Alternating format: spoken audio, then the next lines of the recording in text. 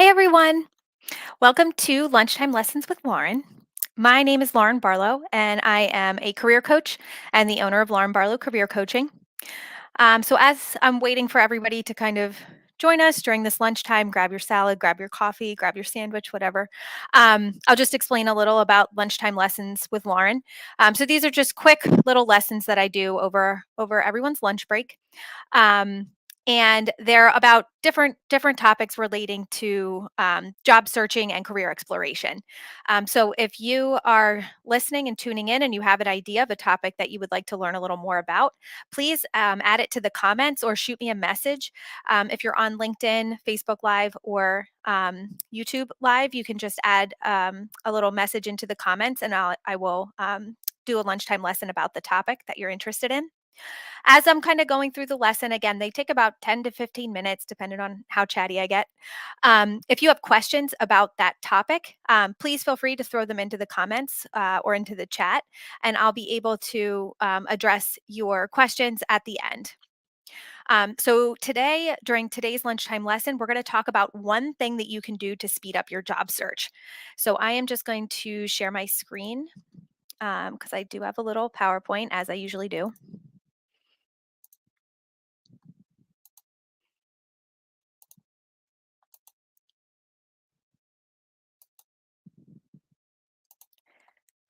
And here we go. So I always also start these lessons off by just introducing myself and my business quickly. So Lauren Barlow Career Coaching was established in 2018, and I specialize in collaborating with motivated new to mid-career professionals to help them to help those that are feeling lost in their job search or in their career exploration to feel a little bit more confident about how to make whatever type of professional change they are trying to make in order to take the next step in their career. I provide coaching on resume writing, job searching, interviewing, offer negotiation, LinkedIn, LinkedIn for networking and content development in order to help my clients kind of achieve this goal of taking the next step professionally.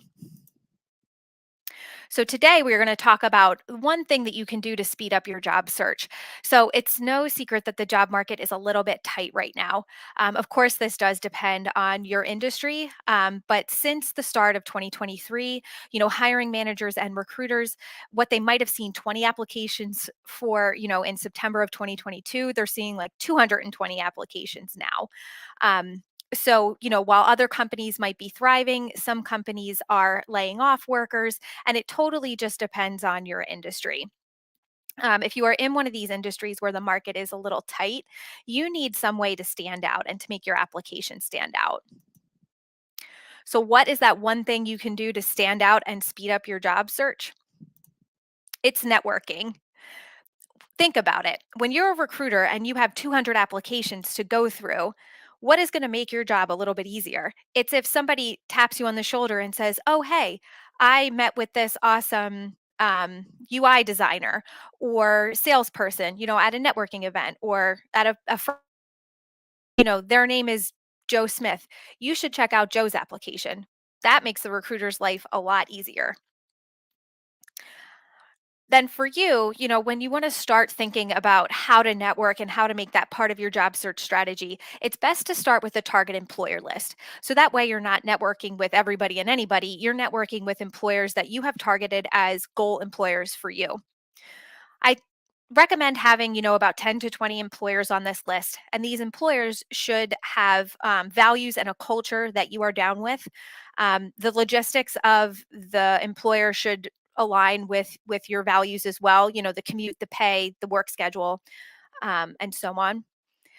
The mission of the institution should be something that you're interested in, and the leadership structure should also be something that you feel like would be an effective way to run a business. So once you've kind of come up with this target employer list, a lot of times my clients will be like, "Well, how do I find somebody to talk to at these random employers where I have no connection?" Um, I always say, when you want to begin networking, try and start with low hanging fruit.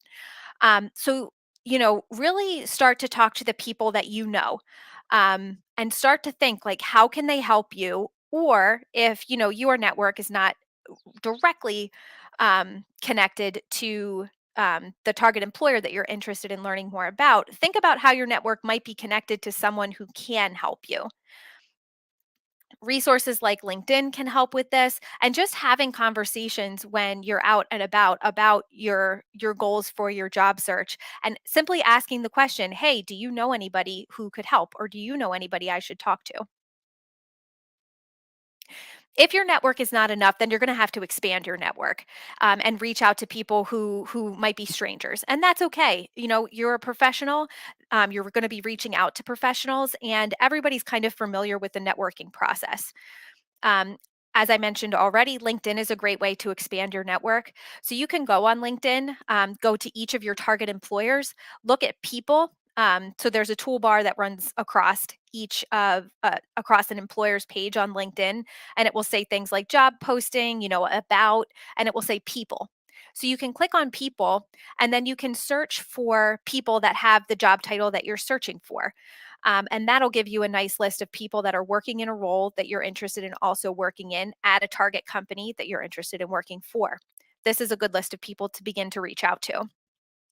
If you're not down with LinkedIn or social media, you can also go to a company's website. A lot of times, employees, staff will be listed on a website along with an email address. So it's okay to reach out to people via email as well. Attending company events or industry events like conferences is a great place to find people to network with. And again, as I mentioned, you want to find people to network with that are working in a department or in a role that you're interested in pursuing as part of your job search. My clients are sometimes very nervous about reaching out to strangers. So I just want to make a public service announcement that by networking with other professionals in your industry or in an industry that you're interested in transitioning to, you're not bothering anyone. If you are bothering someone, or if they don't have time to answer you, they're just going to ignore you, and that's fine. Just move on. Networking is not about reaching out to one person and putting all of your eggs in that basket. You should be diversifying your networking portfolio and reaching out to a number of different professionals that work for a specific company, or multiple different companies in different industries. So when you reach out, you want to kind of think to yourself, like, how are you connecting with this person? Is it via email? Is it LinkedIn? Is it in person? And you want to have communication scenarios ready for each type of networking opportunity. So if you're reaching out on LinkedIn, even if you're not connected with someone at all, you can still send them a 300 character connection request. Well, sorry, you can ask them to connect with you. And then when you do that, it'll say something like send a note. You want to make sure that you send a note and you have 300 characters to let this person know a little bit more about you, why you're reaching out, and what you're going to ask them for. You can have an email template ready to go as well. Again, the same kind of structure still applies. You just have more than 300 characters to use when you're emailing somebody, obviously. But you don't want to your email shouldn't be too wordy. Like, you don't need to include your entire professional history and a lot of information. The email should be only like 3 to 4 sentences. Again, just asking this person, well, explaining to this person why you're reaching out to them and asking them for something, which is usually time to chat with you. If you're meeting somebody in person, you want to have an elevator pitch prepared as well. Just letting somebody know a little bit about you, your background, your skills, and what you're looking for. So once you've found someone to reach out to, you know how you're reaching out to them. Here is a slide that has that outline that I already talked about. So again, when you're reaching out, you want to let them know who you are. You want to let them know how you found them. You want to let them know why you want to talk to them. Flattery is very helpful. It's also really important to do your research before you reach out to someone. You should not be sending the same generic message to each person that you're trying to network with. You should be looking at their profile, reading their bio online, googling them to see what other information is out there. And you should be reaching out to them to specifically learn something about them and their work, or their experience, working for a specific employer. You want to explain your goals in the conversation. Your goal in this conversation when you're networking is not to ask someone for a job or internship. Your goal when you're reaching out to someone is just to ask them to have a conversation with you and to let them know a little bit about what you're hoping to chat about during that conversation.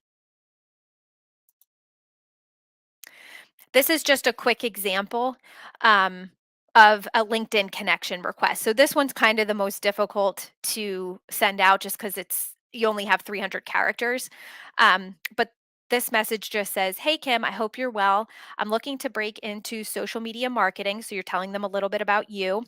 I saw your most recent post about using hashtags, and I'd love to learn more about you and how you got started in the industry. So you're explaining something specific that they did that interests you, and you're letting them know what you're hoping to learn from them.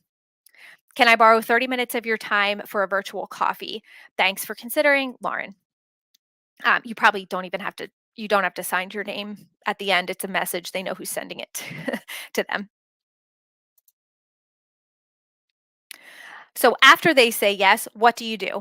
So you really want to make sure that you are preparing for this conversation. So it'll be about a 30-minute conversation, and I would prepare 10 to 5, sorry, 10, 5 to 10 questions to help guide that conversation.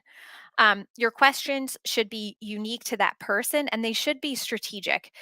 So they should help you get to know the person that you're talking to. They should give you an opportunity to share your skills and experience by following up their answer to whatever question you're asking with an opportunity to talk about, what value you could add in a similar role. And you want to be able to share information about again how you can add value and how you can help their company. So if you are looking to be a UX UI designer, let's just say, and you're really really good at talking to clients in an initial meeting to really figure out their needs and wants for a certain project, you might want to ask this the professional that you're networking with, what's your process when you're first meeting with a client, for example. They'll answer, and then you can follow up by elaborating on your skills in that area. These are some more good example questions. Again, these are very generic questions, so you will want to tailor them to each person that you're talking to. Um, so, what do you enjoy most about working for? The name of the company. What's your favorite part of your role? How would you describe the culture here? What's the biggest challenge for your company? Where do you see the company expanding in the next 2 to 3 years? What's the biggest challenge in your role?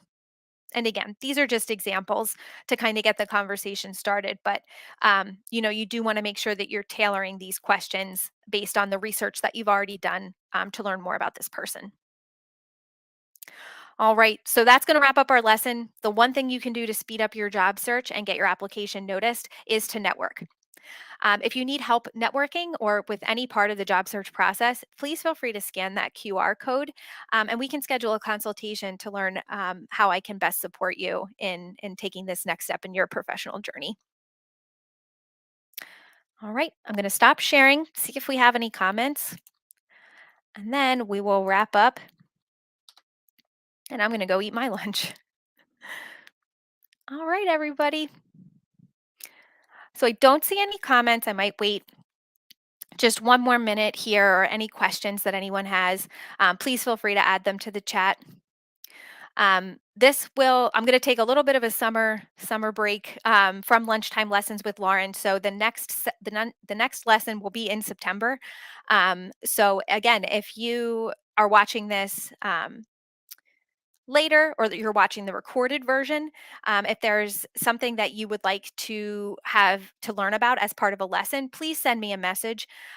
You can also connect with me on LinkedIn and just send me a message in the connection request, or just drop a comment into the comments on this video if you're watching the recorded version. But thank you all for standing in. For thank you all for tuning in. Happy Pride Month, by the way. I should have said that at the beginning. Oh my gosh. And yeah, enjoy the rest of your Thursday. Thank you.